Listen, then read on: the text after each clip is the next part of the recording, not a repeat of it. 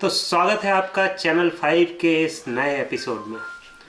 आज हम फिर से कंटिन्यू करेंगे अपने यूपी इलेक्शन की बातें। और यूपी इलेक्शन में जिस टॉपिक पे बात सबसे कम हो रही है वो है मायावती। तो आज हम समझना चाहेंगे कि मायावती का प्रदर्शन कैसा रहेगा, उनकी क्या स्ट्रेटजी है, वो क्या सोच के इस इलेक्शन में उतरी हुई हैं। और इस बात का जवाब देने के लिए हमारे साथ हैं हमारे न्यूज़ 5 के मैनेजिंग डायरेक्टर, इस चैनल के सरपंच। तो वो बताएंगे मायावती की क्या थ्योरी है, क्या उनका गेम प्लान है यूपी इलेक्शन में।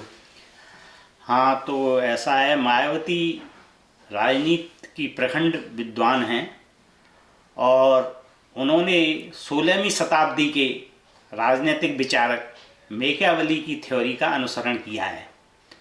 अब सबसे बड़ा प्रश्न ये उठता है कि ये मैकियावेली थ्योरी है क्या।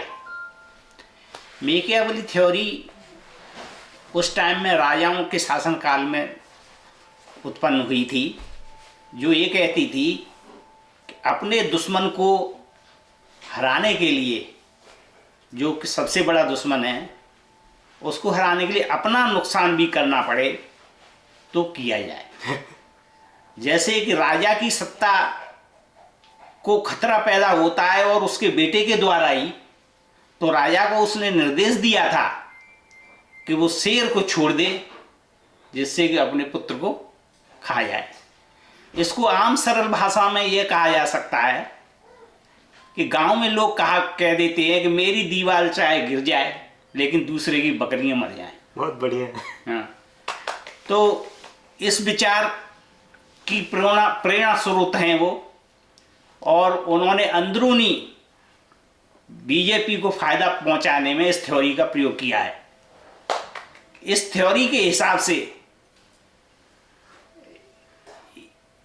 सबसे बड़ी बात यह है कि यह थ्योरी का प्रयोग उन्होंने क्यों किया कि एमोटाइजेशन के काल में, विमुद्रीकरण जिसे कहते हैं, उनके पास कैश सबसे ज्यादा पाया गया था और वो कैश जब बैंकों में जमा हुआ तो गवर्नमेंट के रिकॉर्ड में आया, और गवर्नमेंट के रिकॉर्ड में आया तो ईडी उनके पीछे पड़ने जा रही थी।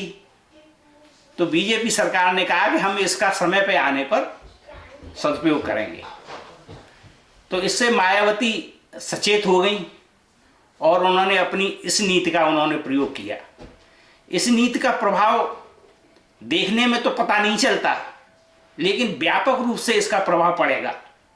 अब व्यापक रूप से प्रभाव क्या पड़ेगा, उन्होंने कई स्टेटमेंट भी ये दिए हैं कि बेशक अखिलेश को फायदा न हो इस चुनाव में, अखिलेश न जीत पाए चाहे दूसरा कोई भी जीत जाए। ये साफ इशारा इस बात की ओर करता है कि बीजेपी को फायदा पहुंचेगा।